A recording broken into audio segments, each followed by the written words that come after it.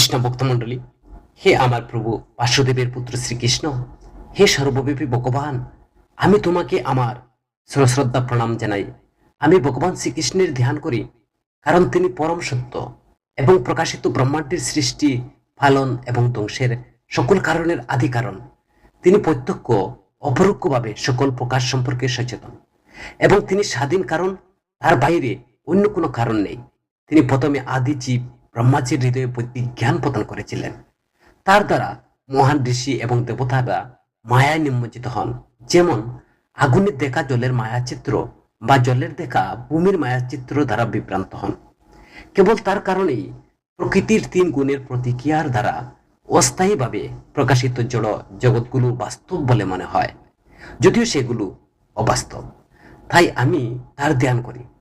ভগবান শ্রীকৃষ্ণ, যিনি চিরকাল অপ্রাকৃত ধর্মে বিরাজমান, যা জড় জগতের মায়াময় উপস্থাপনা থেকে তিনি চিরকাল মুক্ত, আমি তার ধ্যান করি, কারণ তিনি পরম সত্য।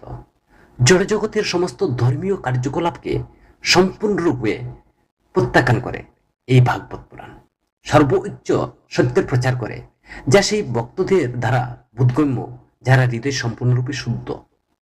সর্বোচ্চ সত্য হলো সকলের কল্যাণের জন্য মায়া থেকে পৃথক বাস্তবতা। এই সত্য ত্রিবিধ দুঃখ উপড়ে ফেলে মহান ঋষি ব্যাসদেব তার পরিপক্কতায় সংকলিত এই সুন্দর ভাগবত। ঈশ্বর উপলব্ধির জন্য যথেষ্ট, অন্য কোনো শাস্ত্রের কি প্রয়োজন?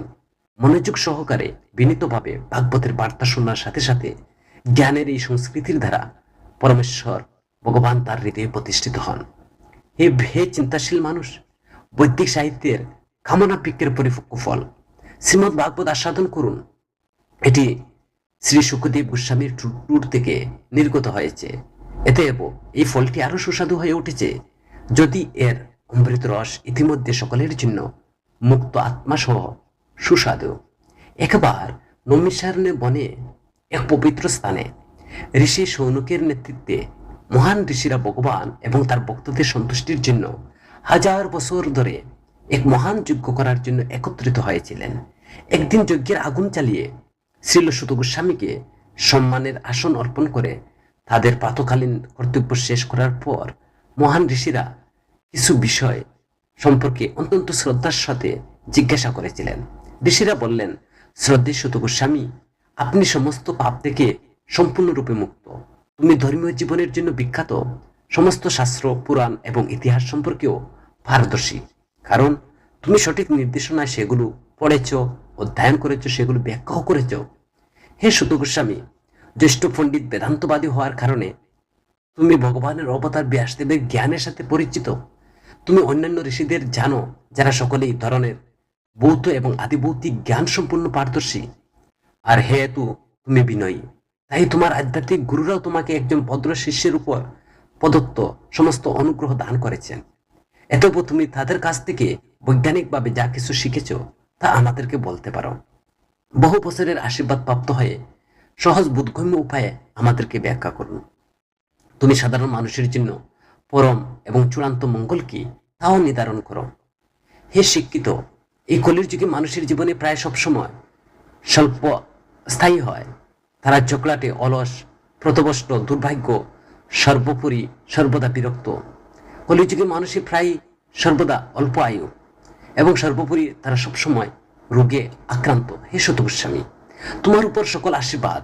তুমি জানো ভগবান দেবকীর গর্ভে বাসুদেবের পুত্ররূপে তিনি কেন আবির্ভূত হয়েছিলেন।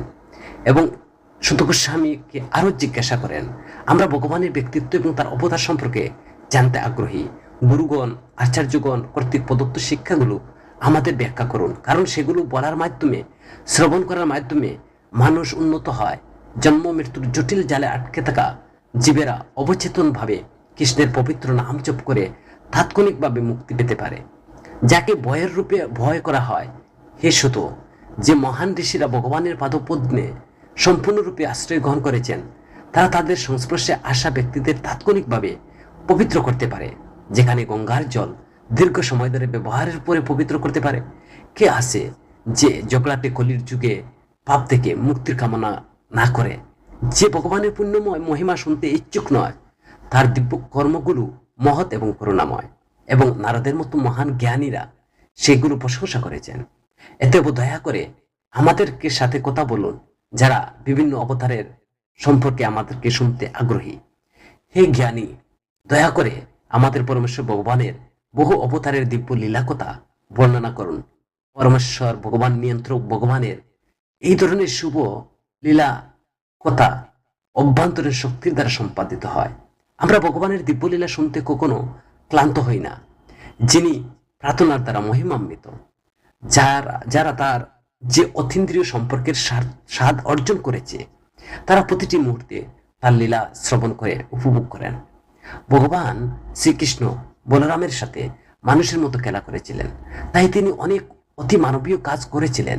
কলির যুগে ইতিমধ্যে শুরু হয়ে গেছে জেনে আমরা এই পবিত্র স্থানে ভগবানের অতীন্দ্রিয় বার্তা দীর্ঘক্ষণ শোনার জন্য এবং এই যজ্ঞ করার জন্য একত্রিত হয়েছি।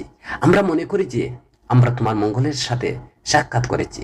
কেবলমাত্র সেই জন্যই যারা কঠিন খালি সমুদ্র অতিক্রম করতে ইচ্ছুক এবং মানুষের সমস্ত ভালো গুণাবলী নষ্ট করে দেয়, তারা জাহাজের অধিনায়ক হিসেবে আপনাকে গ্রহণ করতে পারে। যেহেতু পরমসত্য সমস্ত রহস্যময় শক্তির অধিপতি শ্রীকৃষ্ণ তার নিজের আবাসে চলে গেছেন, দয়া করে আমাদেরকে বলুন ধর্মীয় নীতিগুলো এখন কাদের কাছে আশ্রয় নিয়েছেন। যেহেতু পরমসত্য সকল রহস্যময় শক্তির অধিপতি শ্রীকৃষ্ণ তার নিজ আশ্রমে চলে গেছেন, তাই দয়া করে আমাদেরকে বলুন না এই ধর্ম কাকে আশ্রয় করে রয়েছে। তো লোমহর্ষণের পুত্র উর্গশ্রবা সুত গোস্বামী ব্রাহ্মণদের নিখুঁত প্রশ্নের সম্পূর্ণ সন্তুষ্ট। তিনি এমন প্রশ্নের প্রশংসাও করেছেন, তাদেরকে তিনি ধন্যবাদ জানান, এইভাবে উত্তর দেওয়ার চেষ্টা করেন। শ্রীল সুত গোস্বামী বললেন, আমি সেই মহান ঋষি শুকদেবকে আমার শ্রদ্ধাঞ্জলি নিবেদন করি, যিনি সকলের হৃদয়ে প্রবেশ করতে পারেন। যখন তিনি পবিত্র সূত্র দ্বারা সংস্কার বা উচ্চ বর্ণের দ্বারা পালন করা অনুষ্ঠান ছাড়াই তিনি গৃহ ত্যাগ করে তিনি ত্যাগী হয়েছিলেন, সন্ন্যাস গ্রহণ করেছিলেন, তখন তার পিতা ব্যাসদেব তার থেকে বিচ্ছেদের ভয়ে চিৎকার করে বললেন, হে আমার পুত্র, প্রকৃতপক্ষে কেবল গাছগুলো যারা বিচ্ছেদের একই অনুভূতি ডুবেছিল। শোকাহত বাবার প্রতি প্রতিক্রিয়ার প্রতিধ্বনি হয়েছিল। সকল ঋষিদের আধ্যাত্মিক গুরু ব্যাসদেবের পুত্র তাকে আমরা শ্রদ্ধাঞ্জলি নিবেদন করছি, যিনি জড় অস্তিত্বের অন্ধকারতম অঞ্চল অতিক্রম করার জন্য সংগ্রামরত স্থূল জড়বাদীদের প্রতি তার পরম করুণা থেকে অভিজ্ঞতার মাধ্যমে ব্যক্তিগত এটি আত্মীয়করণের পরে বৈদিক জ্ঞানের এই সবচেয়ে গোপনীয় পরিপূরকটি বলছি। বিজয়ের একমাত্র উপায় শ্রীমৎ ভাগবত পাঠ করার আগে একজনের উচিত ভগবান নারায়ণকে, পরম মানব নরনারায়ণ ঋষিকে, বিদ্যাদেবী মা সরস্বতীকে, লেখক শ্রীল ব্যাসদেবকে শ্রদ্ধাঞ্জলি প্রণাম করা। হে ঋষিগণ, তোমরা আমাকে ন্যায়সঙ্গতভাবে প্রশ্ন করেছ। তোমাদের প্রশ্নগুলো যোগ্য, কারণ এগুলো ভগবান কৃষ্ণের সাথে সম্পর্কিত এবং তাই জগতের কল্যাণের সাথে প্রাসঙ্গিক। আর এই ধরনের প্রশ্ন কেবল আত্মাকে সম্পূর্ণরূপে সন্তুষ্ট করতে সক্ষম। সমস্ত মানব জাতির সর্বোচ্চ পেশা বা ধর্ম হলো সেই কাজ যার মাধ্যমে মানুষ পরম ভগবানের প্রেমময় ভক্তিমূলক সেবা অর্জন করতে পারে। আত্মাকে সম্পূর্ণরূপে সন্তুষ্ট করার জন্য এই ধরনের ভক্তিমূলক সেবা অবশ্যই অনুপ্রাণিত এবং নিরবিচ্ছিন্ন হতে পারে।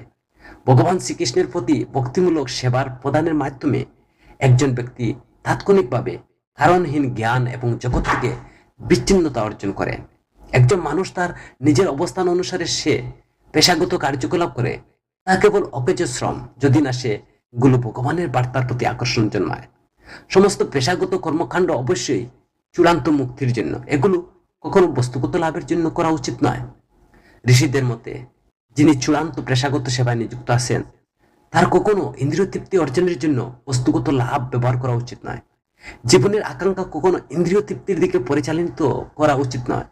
একজন ব্যক্তি কেবল একটি সুস্থ জীবন বা আত্মসংরক্ষণ কামনা করা উচিত, কারণ একজন মানুষের পরম সত্য সম্পর্কে অনুসন্ধানের জন্য অন্য কিছু তার কর্মের লক্ষ্য হওয়া উচিত নয়। পরম সত্যকে জানেন এবং অদ্বৈতবাদীরা এই অদ্বৈত পদার্থ ব্রহ্ম পরমাত্মা ভগবান বলে অভিহিত করেন। জ্ঞান অনাসক্তিতে সুসজ্জিত গুরুতরভাবে যারা রয়েছেন, যারা সন্ধান করছেন বেদান্ত ঋষি এবং যা শুনেছেন তার পরিপ্রেক্ষিতে ভক্তিমূলক সেবা প্রদানের মাধ্যমে সেই পরম সত্যকে উপলব্ধি করেন।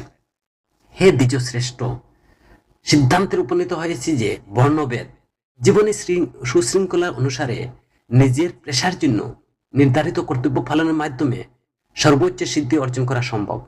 একনিষ্ঠ মনোযোগের সাথে একজনের উচিত ভক্তদের রক্ষা করা, ভগবত কথা, ভগবানের কথা শ্রবণ করা, ভগবানের মহিমা শ্রবণ করা, উপাসনা করা। হাতের তরবারি নিয়ে বুদ্ধিমান পুরুষেরা ভগবানের ব্যক্তিত্বকে স্মরণ করে প্রতিক্রিয়াশীল কর্মের বাঁধন চিহ্ন করে দেন। এতে কে তার বার্তার প্রতি মনোযোগ দেবে না? ভগবানের কথা শুনলে সকল কর্ম বন্ধনচ্ছেদ হয়ে যায়।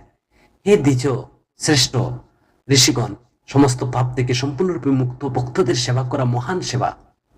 আর এই ধরনের সেবার মাধ্যমে বাসুদেবের বার্তা শ্রবণের প্রতি আকর্ষণ অর্জন করে।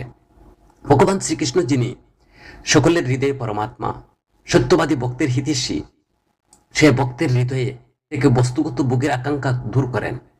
যারা তার বার্তা শ্রবণ করার আকাঙ্ক্ষা তৈরি করেছেন, যা সঠিকভাবে শোনা, জপ করা হলো নিজের মধ্যে পুণ্যময়। ভাগবতের কথা শ্রবণ করা, শুদ্ধ ভক্তের সেবা করার মাধ্যমে হৃদয়ের জন্য যা কিছু কষ্টকর তা প্রায় সম্পূর্ণরূপে ধ্বংস হয়ে যায়। পরমেশ্বর ভগবানের প্রতি পরমেশ্বর সেবা, যা অপ্রাকৃত গানের মাধ্যমে প্রশংসা করা, তাও একটি অপরিবর্তনীয় সত্য হিসাবে প্রতিষ্ঠিত। হৃদয়ে অপরিবর্তনীয় প্রেমময় সেবা প্রতিষ্ঠিত হওয়ার সাথে সাথে প্রকৃতির কাম, আকাঙ্ক্ষা বা আকাঙ্ক্ষার মতো যত সব আবেগ, অজ্ঞতার প্রভাব থেকে হৃদয় থেকে তারা অদৃশ্য হয়ে যায়। তারপর ভক্ত সত্তায় প্রতিষ্ঠিত হন, সম্পূর্ণরূপে তিনি সুখী হন। এইভাবে নিষ্কুল সত্তায় প্রতিষ্ঠিত হয়ে যার মন ভগবানের প্রতি ভক্তিমূলক সেবার সংস্পর্শে সজীব হয়ে ওঠে, সেই সমস্ত জড়সঙ্গ থেকে মুক্তির পর্যায়ে ভগবানের ব্যক্তিত্ব সম্পর্কে ইতিবাচক বৈজ্ঞানিক জ্ঞান অর্জন করে। এইভাবে হৃদয়ে গিট ছিঁড়ে যায়, সমস্ত সন্দেহ চিহ্ন হয়ে যায়। কেউ নিজেকে কর্তা হিসাবে দেখে, তখন সকর্মের শৃঙ্খল সমাপ্ত হয়। অনাদিকাল থেকে সমস্ত ইন্দ্রিয়বাদীরা পরম আনন্দের সাথে ভগবান শ্রীকৃষ্ণের প্রতি সেবা করে আসছেন ভক্তিমূলক ভাবে। কারণ এই ধরনের ভক্তিমূলক সেবা আত্মাকে প্রাণবন্ত করে তোলে। ভগবানের অপ্রাকৃত ব্যক্তিত্ব পরোক্ষভাবে জড় প্রকৃতির তিনটি গুণের সাথে সংযুক্ত রয়েছে, যথা আবেগ, সদাচার, অজ্ঞতার। কেবল জড়জগতের সৃষ্টি, রক্ষণাবেক্ষণ এবং ধ্বংসের জন্য তিনি ব্রহ্মা, বিষ্ণু, শিব তিনটি গুণগত রূপ গ্রহণ করেন। এই তিনটির মধ্যে সমস্ত মানুষ বিষ্ণু থেকে চূড়ান্ত সুবিধা পেতে পারে। সদাচার গুণের রূপ, কাঠ হলো মাটির রূপান্তর, দোয়া কাঁচা কাঠের চেয়ে ভালো, আগুন আরো ভালো, কারণ আগুনের মাধ্যমে বৈদিক যজ্ঞের মাধ্যমে উচ্চতর জ্ঞানের সুবিধা পেতে পারে। একইভাবে আবেগ হচ্ছে রজ অজ্ঞতা তম থেকে ভালো, কিন্তু সত্য সর্বোত্তম, কারণ সদাচারের মাধ্যমে পরম সত্য উপলব্ধি করা যায়। পূর্বে সমস্ত মহান ঋষিরা জড় প্রকৃতির তিনটি গুণের ঊর্ধ্বে তার অস্তিত্বের কারণে ভগবানের ব্যক্তিত্বের সেবা করেছিলেন। তারা জড় অবস্থা থেকে মুক্ত হওয়ার জন্য, এইভাবে চূড়ান্ত সুবিধা অর্জনের জন্য তার উপাসনা করেছিলেন। যারা এই ধরনের মহান কর্তৃপক্ষের অনুসরণ করে তারা জড়জগৎ থেকে মুক্তির যোগ্য। যারা মুক্তির ব্যাপারে আন্তরিক, তারা অবশ্যই ঈর্ষান্বিত নয়। তারা সকলের সম্মান করেন, তবুও তারা দেবতাদের ভয়ঙ্কর ভয়াবহ রূপগুলোকে প্রত্যাখ্যান করেন। কেবল ভগবান বিষ্ণু সর্ব আনন্দময় রূপ, তার পূর্ণাঙ্গ অংশের উপাসনা করেন। যারা রজনী অজ্ঞানের গুণে আচ্ছন্ন, তারা এক শ্রেণীর লোককে, অর্থাৎ পূর্বপুরুষ জীব মহাজাগতিক কার্যকলাপের দায়িত্ব নিজেদের দেবতাদের উপাসনা করার কারণে তারা নারী, সম্পদ, শক্তি এবং বংশধর দ্বারা বস্তুগতভাবে উপকৃত হওয়ার আকাঙ্ক্ষার দ্বারা উদ্বুদ্ধ হয়। প্রকাশিত শাস্ত্র অনুসারে জ্ঞানের পরম লক্ষ্য হলো ভগবান শ্রীকৃষ্ণ। যজ্ঞের উদ্দেশ্য হলো ভগবানকে সন্তুষ্ট করা, আর যুগ হলো তাকে উপলব্ধি করার জন্য। সমস্ত সকর্মশীল কর্মের ফলস্বরূপ তিনি পান। তিনি পরম জ্ঞান। সমস্ত কঠোর তপস্যা তাকে জানার জন্য করা হয়। ধর্ম হলো তার প্রতি প্রেমময় সেবা করা। তিনি জীবনের পরম লক্ষ্য। জড় সৃষ্টির শুরুতে সেই পরম পুরুষোত্তম ভগবান বাসুদেব তার অপ্রাকৃত অবস্থান, তার নিজস্ব অভ্যন্তরীণ শক্তির দ্বারা কার্যকারণে শক্তি সৃষ্টি করেছিলেন। কৃষ্ণ সকল অবতারের উৎস।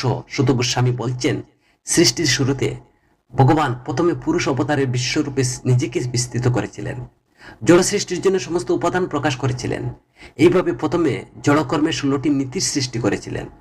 জড় বিশ্ব সৃষ্টির উদ্দেশ্য ছিল পৃথিবীর একটি অংশ ব্রহ্মাণ্ডে জলের মধ্যে শুয়েছিল। তার দেহের নাভি হৃদয় থেকে একটি পদ্ম কাণ্ড অঙ্কুরিত হয়, আর এই কাণ্ডের উপরে পদ্ম ফুল থেকে ব্রহ্মা এবং মহাবিশ্বের সমস্ত প্রকৌশলীদের মধ্যে প্রকাশিত হন। এবং বিশ্বাস করা হয় যে সমস্ত বিশ্বজনীন গ্রহতন্ত্র পুরুষের বিস্তৃত দেহের অবস্থিত সৃষ্ট জড় উপাদানগুলোর সাথে তার কোনো সম্পর্ক নেই। দেহ চিরকাল আধ্যাত্মিক অস্তিত্বের উৎকর্ষের সাথে রয়েছে। ভক্তরা তার নিখুঁত চোখ দিয়ে পুরুষের অতীন্দ্রিয় রূপ দেখতে পান, যারা হাজার হাজার পা, উরু, বাহু, মুখ রয়েছে, সবকিছু অসাধারণ। আর সেই দেহে হাজার হাজার মাথা, কান, চোখ রয়েছে। এগুলো হাজার হাজার হ্যামলেট বা উজ্জ্বল খানের দুল রয়েছে, সজ্জিত মালা রয়েছে। এই রূপটি পুরুষের দ্বিতীয় প্রকাশ হলো ব্রহ্মাণ্ডের মধ্যে বহুবিধ অবতারের উৎস, অবিনাশী বীজ। আর এই রূপের কণা অংশ থেকে বিভিন্ন জীব, যেমন দেবতা, মানুষ, অন্যান্য সৃষ্টি হয়। প্রথম সৃষ্টির শুরুতে ব্রহ্মা যার অতিবাহিত পুত্র কুমার সৃষ্টি করলেন, যারা ব্রহ্মব্রত পালন করে পরম সত্যের উপলব্ধির জন্য কঠোর তপস্যা করেছিলেন। সমস্ত যজ্ঞের পরম বক্তা শুকর অবতারে দ্বিতীয় অবতার গ্রহণ করেছিলেন এবং পৃথিবীর কল্যাণের জন্য তিনি পৃথিবীকে মহা বিশ্বের পাতাল থেকে তুলে নিয়েছিলেন। ঋষিদের সহস্রাব্দে ভগবান দেবর্ষি নারদের রূপে তৃতীয় ক্ষমতাপ্রাপ্ত অবতার গ্রহণ করেন, যিনি দেবতাদের মধ্যে একজন মহান ঋষি।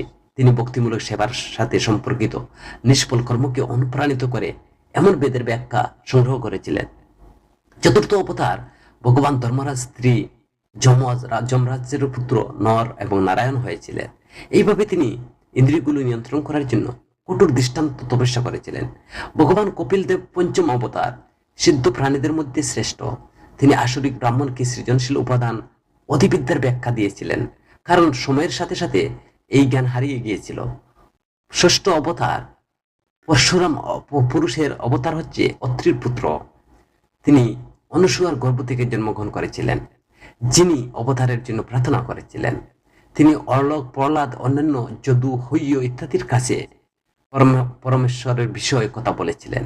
সপ্তম অবতার প্রজাপতি রুচি এবং তার স্ত্রী আকুতির পুত্র যজ্ঞ।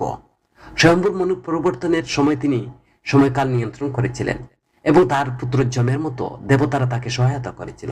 অষ্টম অবতারে ছিলেন নাবির, তার স্ত্রী মেরু দেবীর পুত্র রাজা ঋষভ।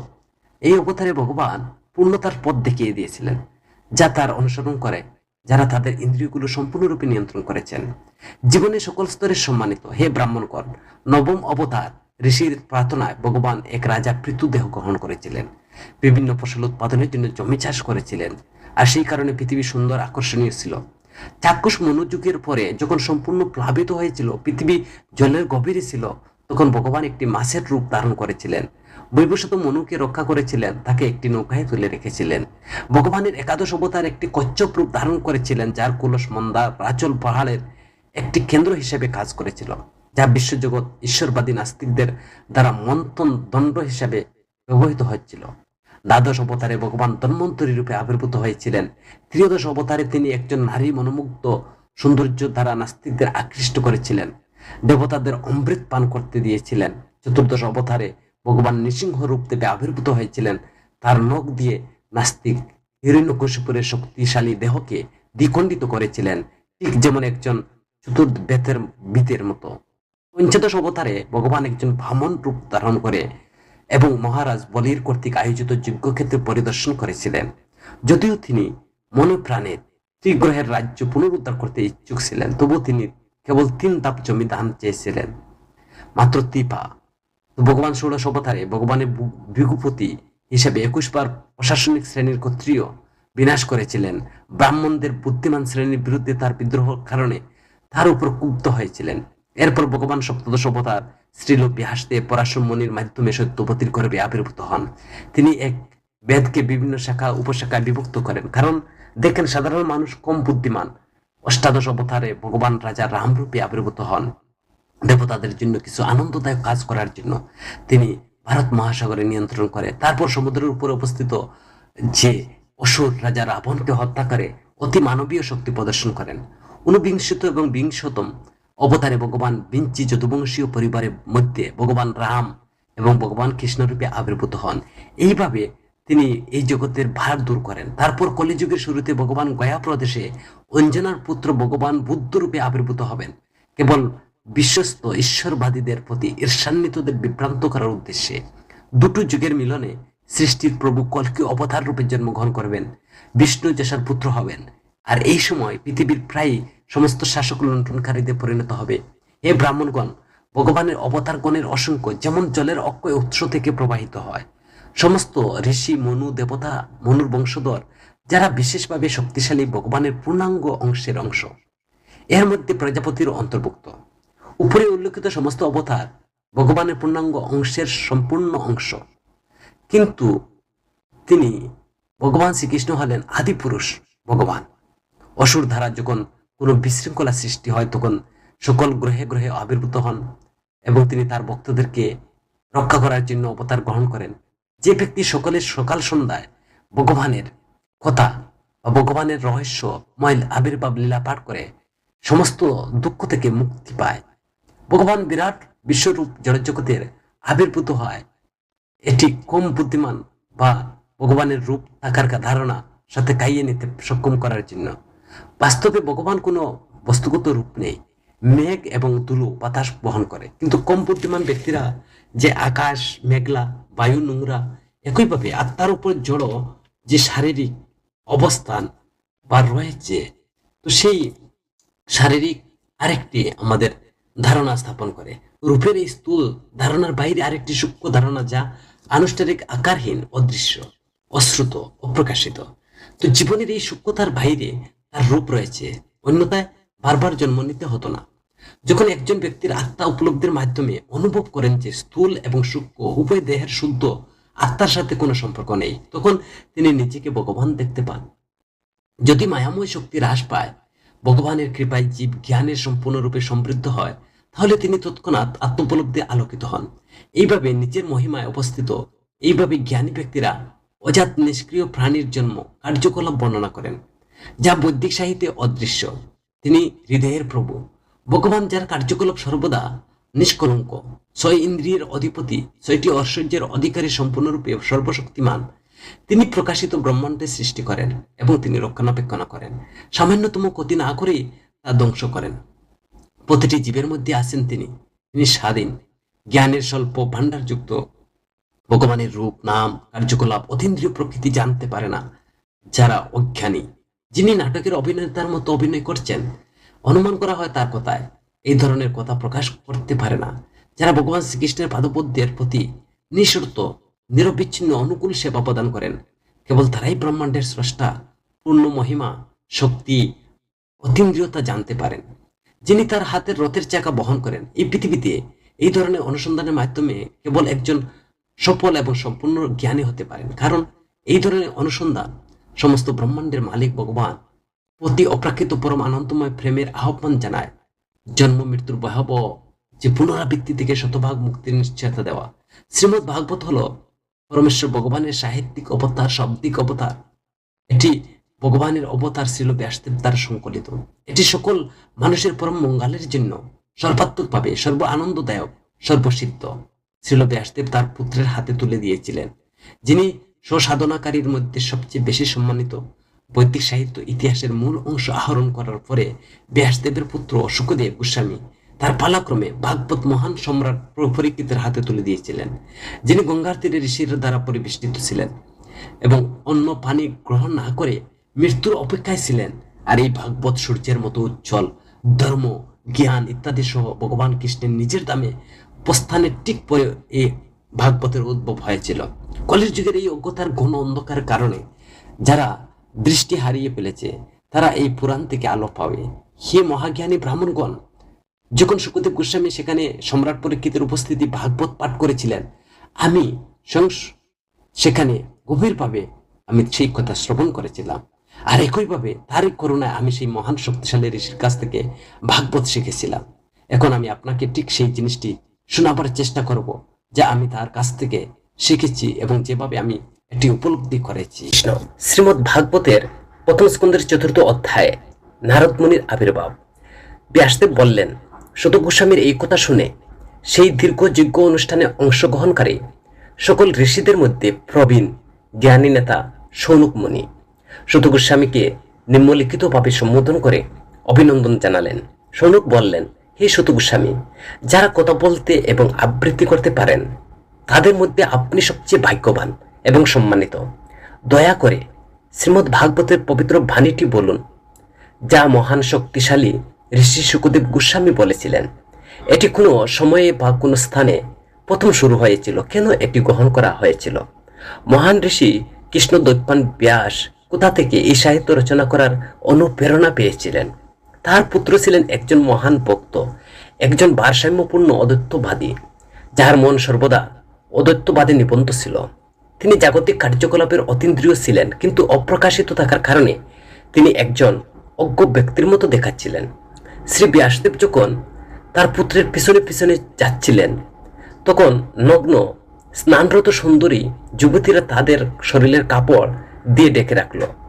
যদিও শ্রী ব্যাসদেব নিজে উলঙ্গ ছিলেন না, কিন্তু তার পুত্রের পর তারা তা করেননি। তার পুত্র যখন যাচ্ছিল, তখন ওই সুন্দরী যুবতীরা তারা কাপড় ডাকেনি। ঋষি এই বিষয়ে জিজ্ঞাসা করলেন। যুবতীরা উত্তর দিলেন যে তার পুত্র পবিত্র এবং তার দিকে তাকালে পুরুষ মহিলার মধ্যে কোনো পার্থক্য করা হয়নি। কিন্তু ঋষি এই ধরনের পার্থক্য করেছিলেন। কুরু এবং জঙ্গলের প্রদেশে ঘুরে বেড়ানোর পর পাগল, বুবা এবং প্রতিবন্ধীর মতো দেখাচ্ছিল হস্তিনাপুর। শহরের প্রবেশ করার সময় তিনি ব্যাসের পুত্র শুকদেব কিভাবে নাগরিকদের দ্বারা চিনতে পেরেছিলেন, কিভাবে রাজা পরীক্ষিত এই মহান ঋষিদের সাথে দেখা করেছিলেন, যার ফলে বেদের এই মহান অপ্রাকৃত সারাংশ ভাগবত তার কাছে গাওয়া সম্ভব হয়েছিল। তিনি শুকদেব গোস্বামী গৃহস্থের দরজায় কেবল গরুর দুধ দোহনের জন্য থাকতেন এবং তিনি কেবল বাসস্থানকে পবিত্র করার জন্য এটি করেছিল। বলা হয় যে মহারাজ পরীক্ষিত ভগবানের একজন মহান প্রথম শ্রেণীর ভক্ত। তার জন্ম, কর্মকাণ্ড সবই অসাধারণ। দয়া করে আমাদের তার সম্পর্কে বলুন। তিনি একজন মহান সম্রাট ছিলেন, তার অর্জিত রাজ্যের সমস্ত ঐশ্বর্যের অধিকারীও ছিলেন। তিনি এতটা উচ্চ মর্যাদার অধিষ্ঠিত ছিলেন যে তিনি পাণ্ডু বংশের মর্যাদা বৃদ্ধি করেছিলেন।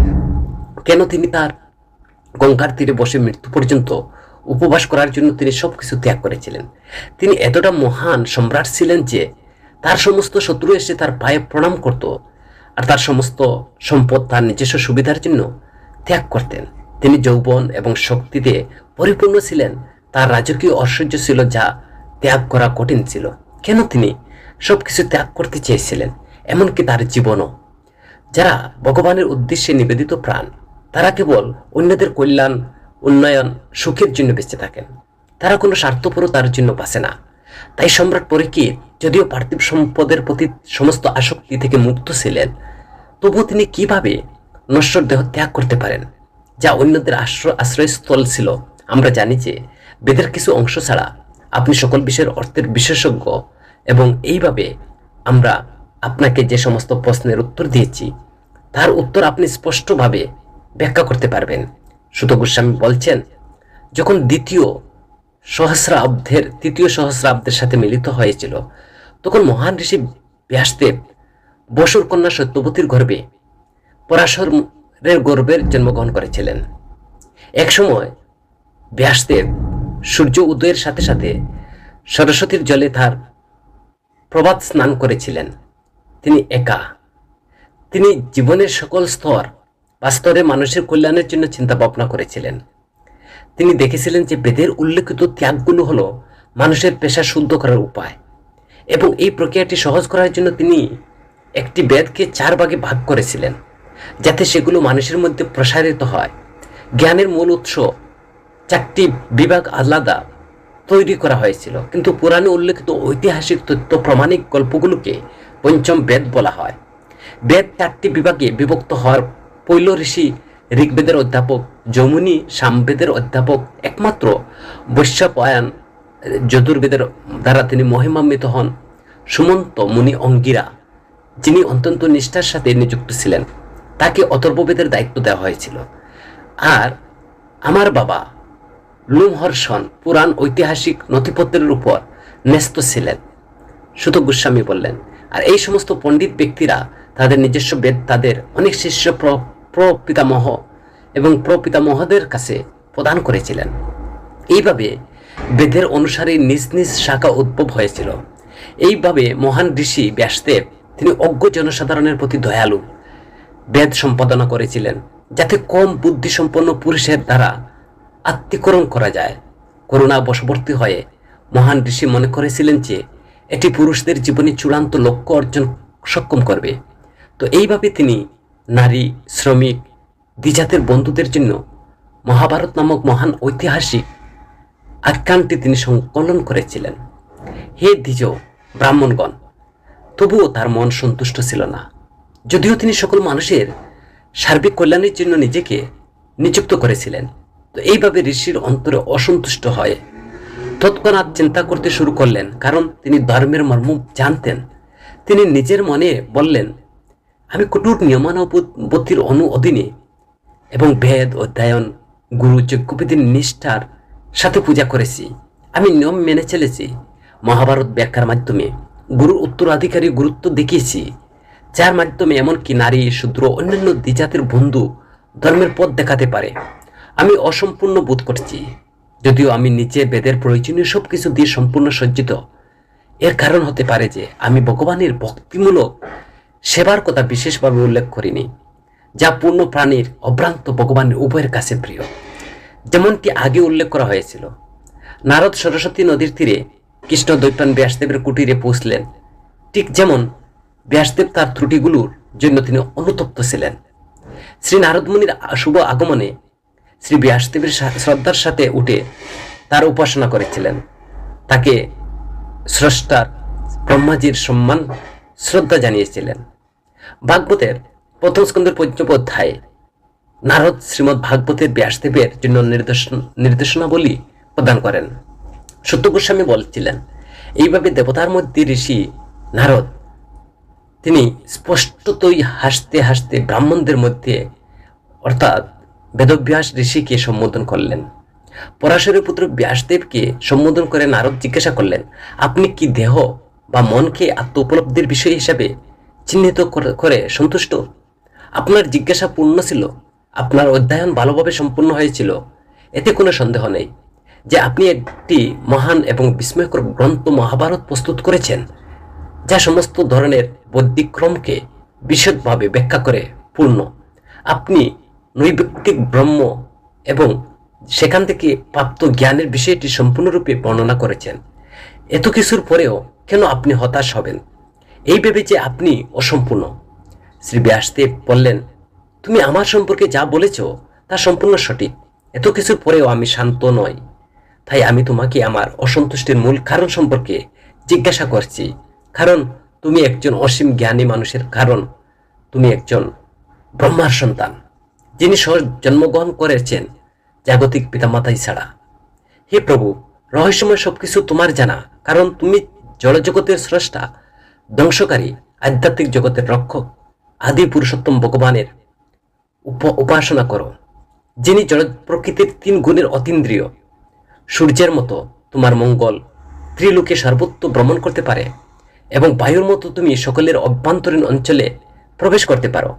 এতএব তুমি সর্বব্যাপী পরমাত্মার মতো ভালো। এতএব অনুগ্রহ করে আমার মধ্যে কোনো অভাব আছে তা খুঁজে বের করুন। যদি আমি নিয়মানুবর্তিতা বা ব্রতের অধীনে অতীন্দ্রিয়তায় মগ্ন। নারদ বললেন, আপনি আসলে ভগবানের পরম নিষ্কলঙ্ক মহিমা প্রচার করেননি।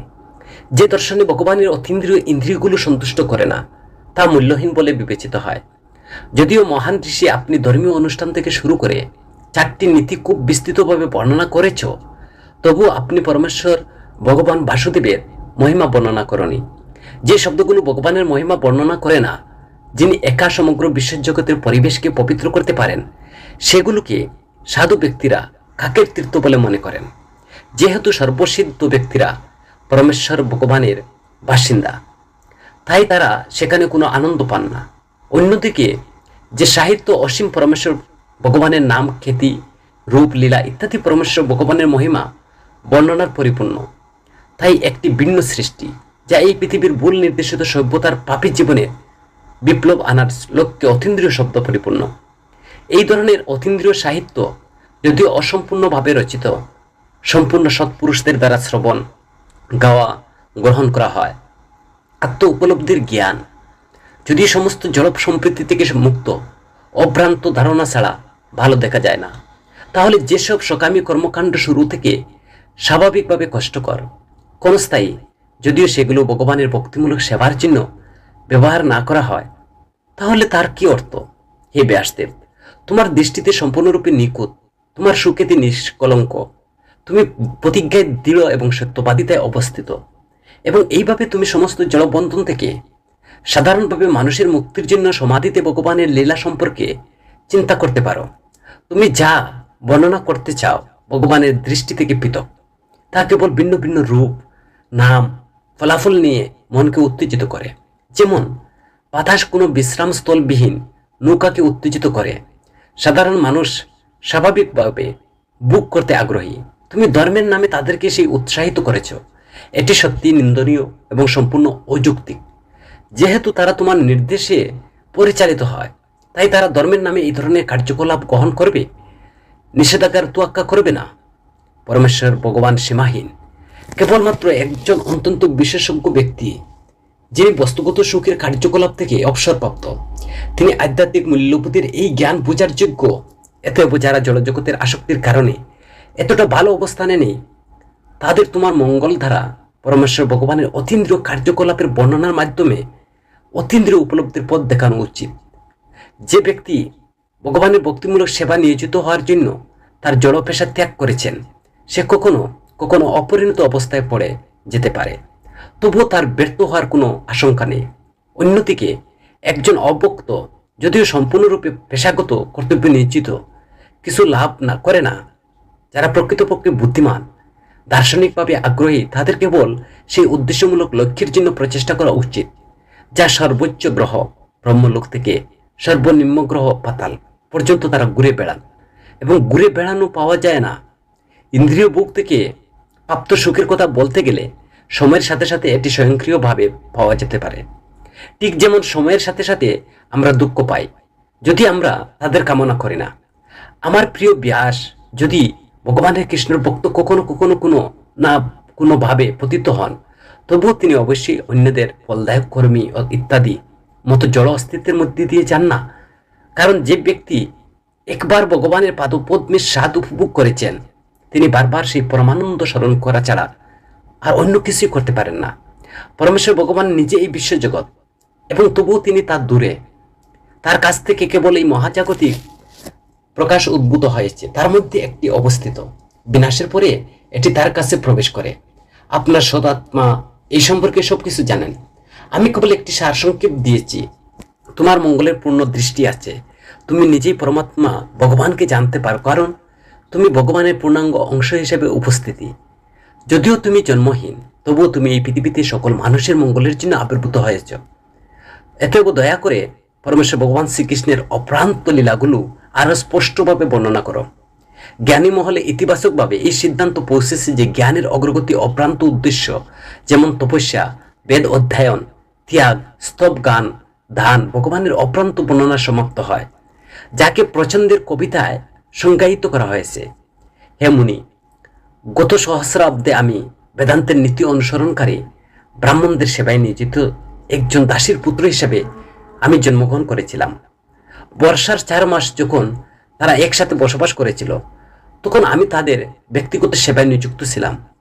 যদিও তারা স্বভাবত নিরপেক্ষ ছিল, বেদান্তের সেই অনুসারী আমাকে তাদের অকারণের করুণা দিয়ে আশীর্বাদ করেছিলেন।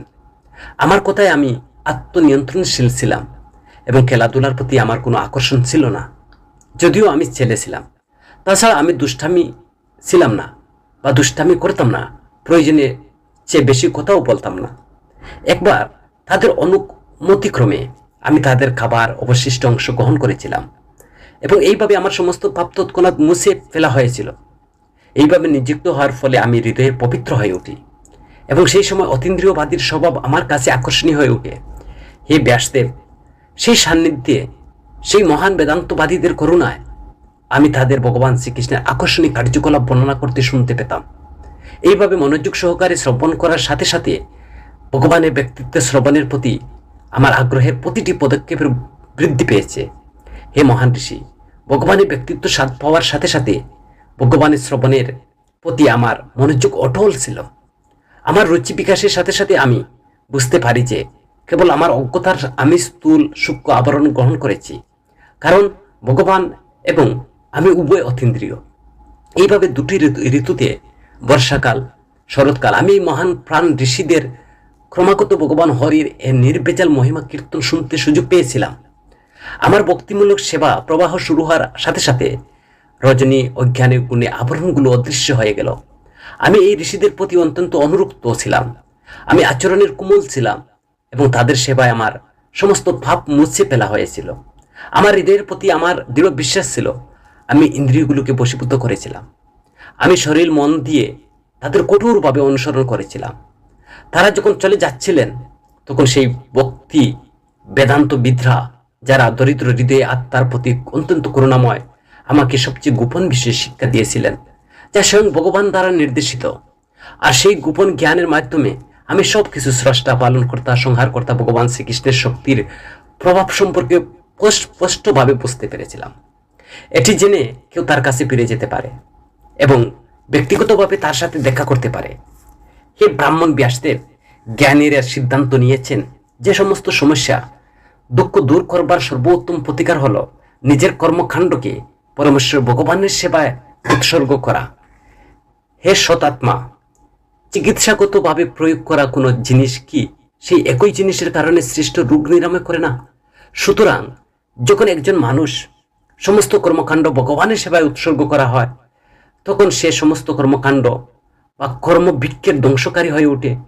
ভগবানের লক্ষ্য পূরণের জন্য এই জীবনে যে কোনো কাজ করা হয় তাকে ভক্তিযোগ বা ভগবানের প্রতি অপ্রাকৃত প্রেমময় সেবা বলা হয়, যাকে জ্ঞান বলা হয়। তা সহগামী উৎপাদন হয়ে ওঠে। পরমেশ্বর ভগবান শ্রীকৃষ্ণের আদেশ অনুসারে কর্তব্য পালন করার সময় একজন ব্যক্তি তাকে নাম এবং তার গুণাবলীকে ক্রমাগত স্মরণ করে। আসুন আমরা সকলে বাসুদেবের মহিমা কীর্তন করি, তার পূর্ণাঙ্গ বিস্তার প্রদম্য অনুরুদ্র সংকর্ষের সাথে।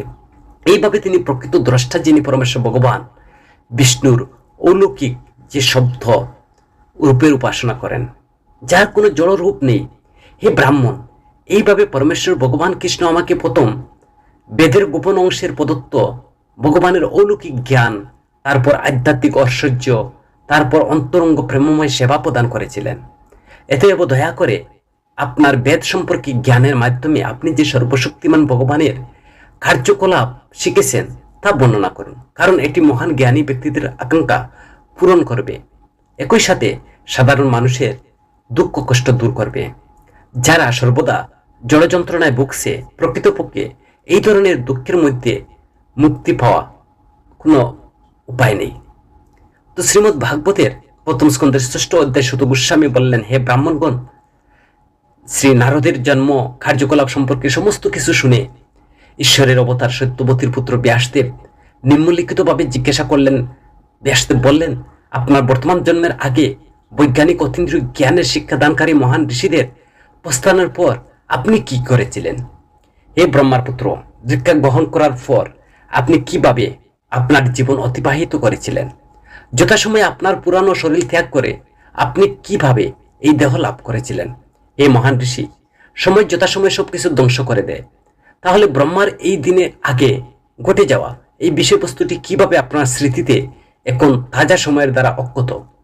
নারদ মুনি বললেন, হে মহান ঋষিরা, যারা আমাকে অতীন্দ্রিয় বৈজ্ঞানিক জ্ঞান দিয়েছিলেন তারা অন্যত্র চলে গেলেন। আমাকে এইভাবে আমার জীবন কাটাতে হয়েছিল। আমি ছিলাম আমার মায়ের একমাত্র পুত্র, যিনি কেবল একজন সরল মহিলাই ছিলেন না, একজন দাসীও ছিলেন। যেহেতু আমি তার একমাত্র সন্তান, তার সুরক্ষার জন্য আমার কোনো বিকল্প ছিল না। তিনি আমাকে স্নেহ বন্ধনে আবদ্ধ করেছিলেন। তিনি আমার বর পোষণের সঠিকভাবে দেখাশোনা করতে চেয়েছিলেন, কিন্তু তিনি স্বাধীন ছিলেন না বলে তিনি আমার জন্য কিছুই করতে সক্ষম হননি। পৃথিবীর পরামর্শে, পূর্ণ নিয়ন্ত্রণে, তাই সকল পুতুল প্রভুর হাতের খাটের পুতুলের মতো। আমি যখন মাত্র 5 বছরের বয়সের শিশু ছিলাম, তখন আমি একটি ব্রাহ্মণ স্কুলে থাকতাম। আমি আমার মায়ের স্নেহের উপর নির্ভরশীল ছিলাম। বিভিন্ন দেশের অভিজ্ঞতা আমার ছিল না। একসময় আমার দরিদ্র মা এক রাতে গরুর দুধ দহন করতে বের হওয়ার সময় পরম কালের প্রভাবে একটি সাপ তার পায়ে কামড় দেয়। আমি এটি ভগবানের বিশেষ করুণা হিসেবে গ্রহণ করেছিলাম, যিনি সর্বদা তার ভক্তদের জন্য আশীর্বাদ কামনা করেন। তাই ভেবে আমি উত্তরের দিকে রওনা হয়েছিলাম। আমার চলে যাওয়ার পর আমি অনেক সমৃদ্ধ মহানগর, শহর, গ্রাম, পশু খামার, খনি, কৃষি জমি, উপত্যকার ফুলের বাগান, নার্সারির বাগান, প্রকৃতি বনের মধ্যে দিয়ে হেঁটেছিলাম। আমি সোনা, রূপা, তামার মতো বিভিন্ন খনিজ পদার্থের আধার পরা পাহাড় পর্বতমালার মধ্যে দিয়ে হেঁটেছি। স্বর্গবাসীর জন্য উন্মুক্ত সুন্দর সুন্দর পদ্ম ফুলের ভরা জলধারা সহ জমির মধ্যে দিয়ে আমি হেঁটেছি, বিভ্রান্ত মৌমাছি গান গাওয়ার পাখির দ্বারা সজ্জিত। তারপর আমি একাই ঝোপ, বাঁশ, নলঘোড়া, ধারালো ঘাস, আগাছা, গুহার অনেক বনের মধ্যে দিয়ে হেঁটেছি, যেগুলো একা অতিক্রম করা খুবই কষ্ট ছিল। আমি গভীর অন্ধকার বিপজ্জনকভাবে ভয়ঙ্কর বন পরিদর্শন করেছি, যেগুলো সাপ, পেঁচা, শৃগালের খেলার মাঠ ছিল। এইভাবে ভ্রমণ করার সময় আমি শারীরিক মানসিক ক্লান্ত বোধ করেছিলাম। আমি তৃষ্ণার্ত ক্ষুধার্ত উভয় ছিলাম। তাই আমি একটি নদীর হ্রদে স্নান করেছিলাম, জল পান করেছি। জলের সংস্পর্শে এসে আমি ক্লান্তি থেকে মুক্তি পেলাম। এরপর জনবসতিহীন বনে একটি বট বৃক্ষের ছায়ায় আমি আমার বুদ্ধিমত্তা ব্যবহার করে মুক্ত আত্মার কাছ থেকে শেখার মতো ভিতরে অবস্থিত পরমাত্মার ধ্যান করতে শুরু করলাম। যখন আমি আমার মনকে অপ্রাকৃত প্রেমের রূপান্তর করে ভগবানের পাদপদ্মে ধ্যান করতে শুরু করলাম, তখন আমার চোখ দিয়ে অশ্রু গড়িয়ে পড়ল। আর দেরি না করে ভগবান শ্রীকৃষ্ণে আমার হৃদয় পদ্মের আবির্ভাব হলো। আর হে ব্যাসদেব, সেই সময় আনন্দের অনুভূতি অতিশয় আচ্ছন্ন হয়ে আমার শরীরের প্রতিটি অংশ পৃথকভাবে প্রাণবন্ত হয়ে উঠল। পরমানন্দের সমুদ্রে ডুবে থাকা অবস্থায় আমি নিজেকে ভগবানকে দেখতে পেলাম না। ভগবানের অপ্রাকৃত রূপ যেমন আছে, মনের আকাঙ্ক্ষা পূরণ করে এবং সাথে সাথে সমস্ত মানসিক অসঙ্গতি মুছে দেয়, সেই রূপ হারানোর পর আমি হঠাৎ উঠে পড়লাম, বিচলিত হয়ে, যেমনটি স্বাভাবিকভাবে ঘটে যখন কেউ যা কাম্য হাতা হারিয়ে ফেলে। আমি ভগবানের সেই অপরূপ অপ্রাকৃত রূপ আবার দেখতে চেয়েছিলাম, কিন্তু আমার সেই রূপ আর দেখার জন্য আগ্রহের সাথে সাথে হৃদয়ে মনোনিবেশ করার চেষ্টা করার পরেও আমি তা আর দেখতে পারিনি। তাই অসন্তুষ্ট হয়ে আমি অত্যন্ত দুঃখিত হয়েছিলাম। আর সেই নির্জন স্থানে আমার প্রচেষ্টা দেখে সমস্ত জাগতিক বর্ণনার অতীত ভগবান আমার দুঃখ কমানোর জন্য গভীরতা মনোরম বাক্যে মাধ্যমে আমার সাথে কথা বললেন। হে নারদ, আমি দুঃখিত যে জীবদশায় তুমি আর আমাকে দেখতে পাবে না। যারা সেবায় অসম্পূর্ণ, যারা সমস্ত জড়জগৎ কলঙ্ক থেকে সম্পূর্ণ মুক্ত নয়, তারা আমাকে খুব কম দেখতে পায়। হে পুণ্যবান, তুমি কেবল একবার আমার সত্তাকে দেখেছ। এটি কেবল আমার প্রতি তোমার আকাঙ্ক্ষা বৃদ্ধি করার জন্য, কারণ তুমি যত বেশি আমার জন্য আকাঙ্ক্ষা করবে, তত বেশি তুমি সমস্ত জড়বাসনা থেকে মুক্ত হবে। পরম সত্যের সেবা করো। এমনকি কয়েক দিনের জন্য একজন ভক্ত আমার মধ্যে দৃঢ় স্থিতি বা স্থির বুদ্ধি অর্জন করে। ফলস্বরূপ বর্তমান সূচনীয় জড়জগতের ত্যাগ করার পরে সে অপ্রাকৃত জগতে আমার সহযোগী হয়ে ওঠে। আমার ভক্তিতে নিযুক্ত বুদ্ধির কোনো সময় বাধাগ্রস্ত হতে পারে না, এমনকি সৃষ্টির সময়ও। সেই সাথে ধ্বংসের সময় আমার করুণার দ্বারা তোমার স্মরণ অব্যাহত থাকবে। সর্বোচ্চ কর্তৃপক্ষ, যা সব দ্বারা মূর্ত, চোখের দ্বারা অদৃশ্য, কিন্তু সবচেয়ে আশ্চর্যজনক কথা বলার বন্ধ করে দিল। তো কৃতজ্ঞতার অনুভূতি অনুভব করে আমি তার কাছে মাথা নত করে প্রণাম করলাম।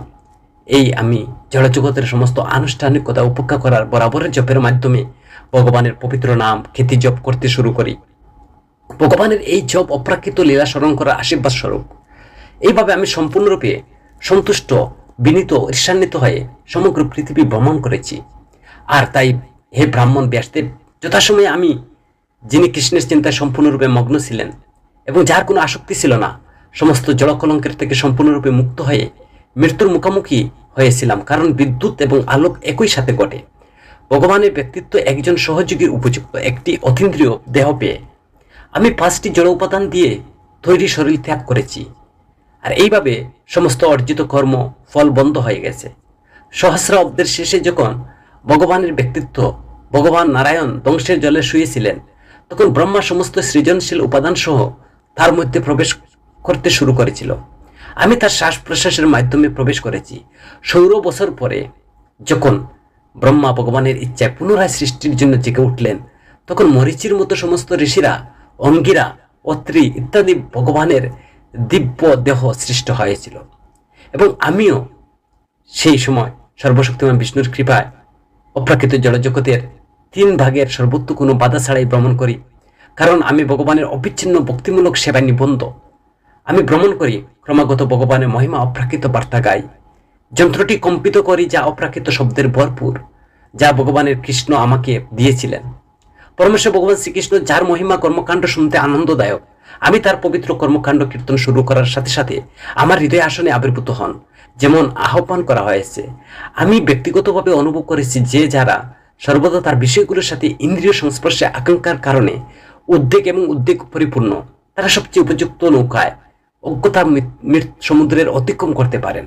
ভগবানের অপ্রাকৃত কার্যকলাপ অবিরাম জবটা ঠিক যে যুগ পদ্ধতির মাধ্যমে, ইন্দ্রিয় সংযোগ অনুশীলনের মাধ্যমে ইচ্ছা কামের ব্যাঘাত থেকে মুক্তি পাওয়া যায়, কিন্তু আত্মা সন্তুষ্ট করার জন্য এটি যথেষ্ট নয়, কারণ তৃপ্তি ভগবানের প্রতি ভক্তিমূলক সেবা থেকে উদ্ভূত।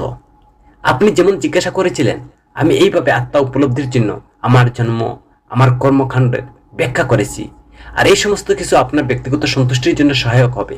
সুত গোস্বামী বলেছিলেন, এইভাবে ব্যাসদেব সম্বোধন করে শ্রীল নারদ মুনি তার কাছ থেকে বিদায় নিলেন এবং তারপরে বিনার যন্ত্রে কম্পিত হল। হরে কৃষ্ণ।